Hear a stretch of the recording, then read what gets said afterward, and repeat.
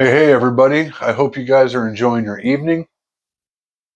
Truth be told, I got all the way through this video. I got all my talking points.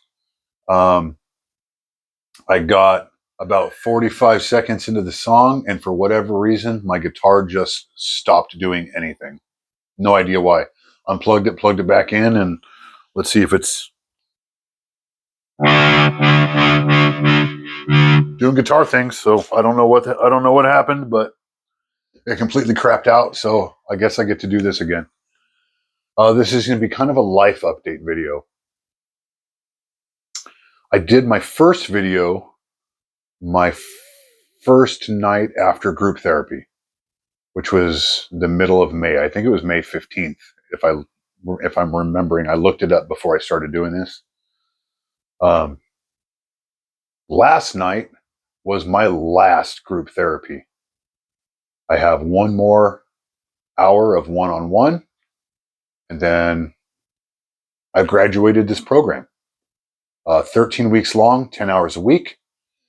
At 130 hours, if you math it out like a normal therapy schedule, once a week for an hour, it's 2.5 years that they stuff into this 13-week program. It was all over Zoom, over the phone. Um, the group therapy to me was far more beneficial than anything else. I learned that regardless of your age, gender, uh, social class, ethnicity, any of none of it matters. We all suffer the same ways. We all suffer from the same things, sometimes for the same exact reasons. Um, One of the lessons was your chosen family. Sometimes your chosen family can be more important to you than the one that you're born into. Uh, these folks have become part of my chosen family. I care a great deal about them and their success. They care a great deal about me and my success. Um, I've done videos for a few of them. Bonnie got 2 videos. April got Bad Religion. Ryan got Death Clock. If I can figure out an appropriate song for each one of them, I will do a video for each one of them, whether they see it or not. And it's people that I'm not going to forget anytime soon. Um, Skills that I've learned. What helps me the most is breathing techniques. If my anxiety gets peaked or my heart starts racing, breathing techniques. In through the nose, hold it, out through the mouth like you're breathing through a straw. I do that one a lot. It really does help kind of center yourself, level yourself out. The other thing that I found pretty important was called reframing. What does that mean? Well, the easiest example I can give is the negative thought is I'm incredibly cheap, which I am. I want, I'm a price per pound shopper. I will find the best bang for my buck in every scenario, whether it's food related or like if we go somewhere and we go to a hotel, motel, anniversaries, birthdays, special occasions are one thing, but otherwise it's the cheapest shithole that you can find. What do you need luxury for? You're just sleeping for a few hours. Um, Guitars are the same way. I love guitars, but I don't like paying for them. Cheap, clearance, clearance, cheap, cheap. The reframing of that is I'm thrifty. Another thing, I don't know what the negative version of it would be, but the positive is determination. Um, Memorial Day weekend, our old station wagon just completely violently barfed its brains out all over the place. We thought we blew a head gasket. We couldn't go more than a couple miles without it overheating again. And mind you, we're 200 miles from home in Yakima. Still got to get this car home. I still have to go to work tomorrow. We made it. Roadside repairs, parking lot repairs, pulling over, letting it cool down a couple times. We got that car home. I still drive it to work almost every single day. We drove it to Canada a couple weeks ago. It's been to a couple different beaches since then. Determination. And that's been the way it's been for many, many years. Let's say car related. If a car is broken on Friday, it's either going to be fixed or replaced by Monday so we can go to work. And I don't think up to this point I have failed at that. It's something I have never done on these videos, but I think it's important, and I think it's going to happen a bit more often. Maybe you just got home from work. Do you want to come in here?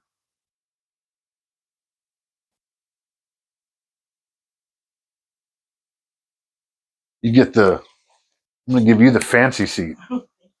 Oh, let's get Scuba in here. Come on, Scuba. This is Scooby.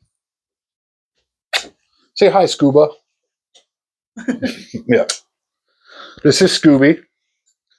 He's an asshole, but he's a sweetheart. Huh, buddy?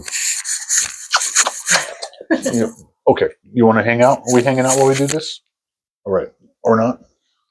Let me scoot over a little bit. So you can scoot over a little bit. So, I'm done with therapy. What have you seen different between the last couple months and the last bunch of years? Well, I've kind of stood by you for 15 of those years. I know. And the Steven that's sitting here is not the Steven that I met 15 years ago. That guy was amazing. I wouldn't be here if he wasn't. But this guy is really amazing. He put in a lot of hard work that I don't think many people could have done in the short period of time that he did it. He smiles so much more. He laughs. We're recreating memories from our childhood that weren't necessarily good. He's a different guy because of therapy. For me, more specifically, I've already said it. The people in my group therapy, the one-on-one, hit or miss. But like I said, the group therapy is what did it for me. Seeing other people's perspectives, hearing other people's struggles, knowing that in some cases, my struggles are nothing. In other cases, my struggles are pretty hardcore. But I'm done. I graduated. I still I plan on continuing some form of therapy for as long as I feel I need it. I know that what I went through gave me some good skills, but I know that there's more to learn. So, work life. I do the same job I've done for 4.5 years. I make Legos, is how I describe it. I'm a fabricator, but that is such a widespread term. I make the Legos. Our biggest customers are the Navy and Boeing. If you get on YouTube and you look up launching a boat from a plane, there's a 30-second long video of them launching boats out of planes, and the aluminum cradles that attach the boat to the plane. We make those here in Shelton. We are the only people in the world that make those. And I make all the parts for them. That's my job in this scenario is I make the Legos. Um, lots of weird stuff for Boeing. Like I remember when I first started, they had two identical parts. The craftsmanship on both of them were amazing. One was steel, I think it was the proof of concept, and then one was aluminum. And the weird little tubes, and this goes there, and this goes over here, and does this other thing. I was like, what is this, like space shuttle parts? And they're like, no, it helps install toilets on the Boeing planes. So we make the weirdest, most random stuff. We have made scissor lifts from absolute scratch, from nothing. So two people can be at the same height to rivet the side of a plane on. Made a bunch of those. Made a like 15 by 15 by 15 foot cube platform that raises and lowers and moves and crazy stuff. And I made all the Legos for that stuff, me personally. I enjoy my job. I didn't before, but it was more so up here than anything else. Like I said, it's the same exact job. I do the same thing, but I enjoy it, and I'm really good at it. What are you doing, Scuba? Come on. You knew what I did, but you didn't know. Right. Like, I knew you cut metal, but I didn't realize the extent and the caliber of which you worked and cut. Yeah, I make parts anywhere from this big and smaller to 40 feet long with weird fucked up angles on them because they have to jigsaw into something else that jigsaws into something else. And my tolerances are Hey, 0.03 of an inch. So it ends up being like 2 millimeters is my margin of error, plus or minus. Because a lot of the stuff we build has to fit into something else that's already existing. And if we're not nailing our numbers, once the customer gets their parts, they're not going to fit whatever they need them for. So we have next to no margin of error, which is stressful sometimes.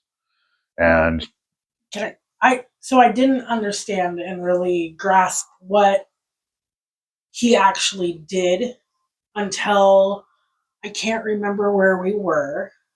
he was Olympia or Lacey. But we're geocaching at a fire station. Yeah, a fire station has an actual steel beam from one of the trade centers.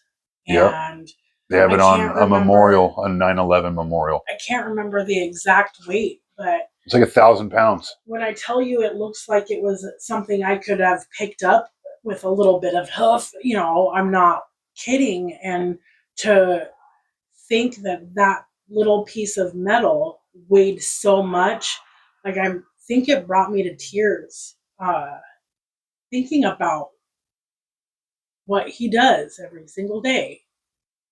It's more than just cutting up little pieces of metal like I had in my mind. Sometimes it is. Sometimes it's incredibly simple, stupid, quick. Sometimes it is not. Sometimes it is very involved. What is it chewing on? That's one of your zip ties, but it's out. Sometimes it's very involved. Sometimes it's like a steel beam, God knows how long it is. Not only does it have to sit at a weird angle on this plane, it has to sit at a weird angle on this plane. And they have to be perfect because, like I said, it's a jigsaw puzzle. All these weird pieces have to fit together perfectly, or else you just wasted all that time, all that energy. But I like my job, is the moral of the story. She now understands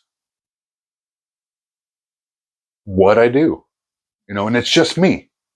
So I feed the entire shop. If I don't do my job right, they can't do their job right. That was a huge stressor for a long time. And now it really isn't, because my confidence level is much higher. Even though I did a good job then, now my confidence level is, I know I'm going to do a good job. As for us, I did this in the last version of this video that my guitar crapped out on me. We both kind of mutually decided that we were done. We were going to go our separate ways.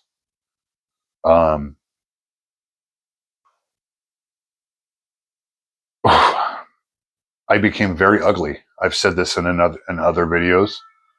My attitude, my actions, my behavior, I just became a very ugly person, more so than I was to begin with. I've said this in the last version. If you go your life being a bad person, doing bad shit doesn't bother you like it should, or as much. If you go your whole life being a good person, doing bad shit destroys you. And we were not, we weren't, we weren't compatible anymore. We didn't like who the other person was, who they had become. So we decided that it was time to move on. We decided to make one last beach trip. I'm not sure how long ago.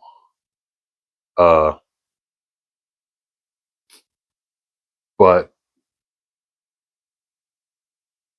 we showed up. Not the skeletons of who we were, not these empty, broken shells of the people that we had been the last year. We showed up. And everything hasn't been perfect, but I can honestly say, and I think you can agree, that we are closer now than we've ever been. Yes. We have the skills and the temperament to properly communicate with each other. Yes. Where that was a huge problem. I made a video of it called Lost in Translation, where she'd be trying to tell me something, but all I heard was the nagging or the childishness or whatever it might have been. I might have been trying to say something to her, but all she heard was the asshole. Fair enough? Yeah. Well, we have the skills that we can translate. We can communicate with each other now.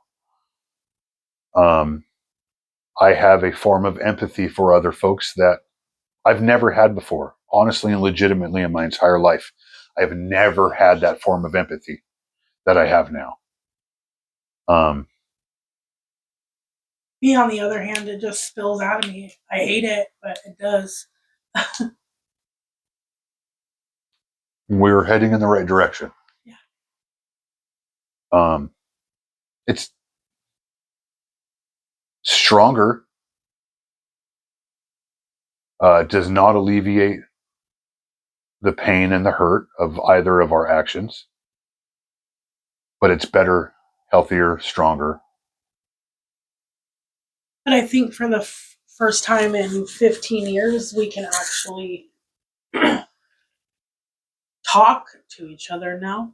Whereas, yeah, we've spent 15 years talking, but it's different now when we talk.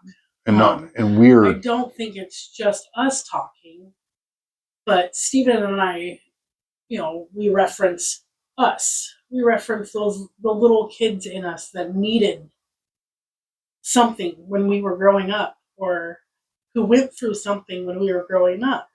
Those are who we reference, and they can communicate so much better now. And I think they know and believe that we are actually here for each other. Where maybe not so much before. Like you'd think so, but you always have that fear in the back of your mind that something's going to happen. In your case, it was that I didn't love you anymore. And it was just sheer depression and being overworked with no outlets. Um, but we're different now. We're grown-ups now. Oddly You can't really enough. tell by the room we're in, but And I wanted this room to be like this for a reason. I wanted to be as childish, as responsibly as I could be. And part of that is Ninja Turtles and Batman and letting myself be a kid again.